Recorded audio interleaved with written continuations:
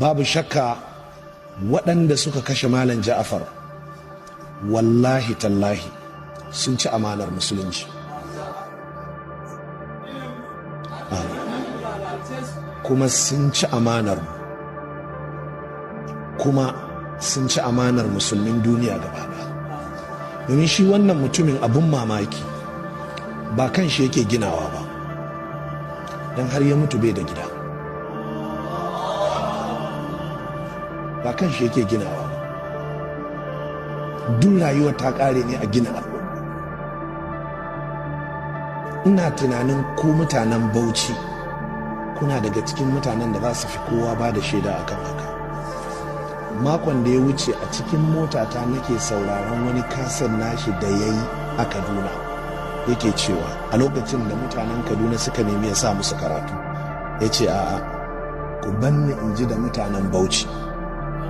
Ma'ana ko yana nesa yana tunaninku, ku banni, ya ce yau shekara 5 ina kai da komowa daga Kano zuwa Bauchi, ya ce abin ba sauƙi ne da shi ba, amma muna fatan Allah ya taya mana.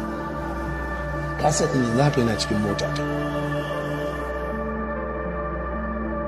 Tun da kake ba za ka ba da shaida ta Malam Ja'far irin shaidar da za ka bayar tamu ba. Mu kam 'yan boko ne, mu 'yan siyasa ne, mu 'yan kasuwa ne. Za ka iya zuwa ina Albani a ce ya tafi kasuwanci, ina Albani ya tafi taron siyasa, ina Albani ya tafi bokon shi, amma ina Malam Ja'far ya tafi wa'azi, ina Malam Ja'far yana sulhu, ina Malam Ja'far yana tafsiri. To ka kashe irin wannan uban al'ummar, kana tunanin ko masu saurare a kaset da suke neman subsequently su ci gaba da samun sababbin kaset, ko waɗannan Allah ya tuhumce ka akan kayi musu ɓarna, ba waɗanda suke zama live suna jin karatun shi ba, za ka iya ba da jawabi? Sannan gaskiya saboda Allah, mutanen Kano ba ku yi mana adalci ba, ku yi haƙuri. Na so mutanen Kano ku yi irin yadda Sakkwatawa suka yi. Wannan zai samu ɗan samu hucewa a cikin zuciyarmu. Kuma gaskiya saboda Allah, manyan Kano ba ku yi mana adalci ba.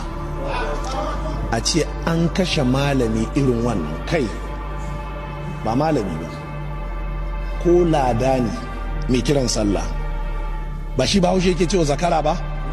To ba zakara mai kiran sallah ba, ko zakara na kaza da ke tayar da jama'a suna sallah asuba, idan ka kashe wa mutanen anguwa shi, ya kamata a zo a yi wa mutanen anguwar jaji.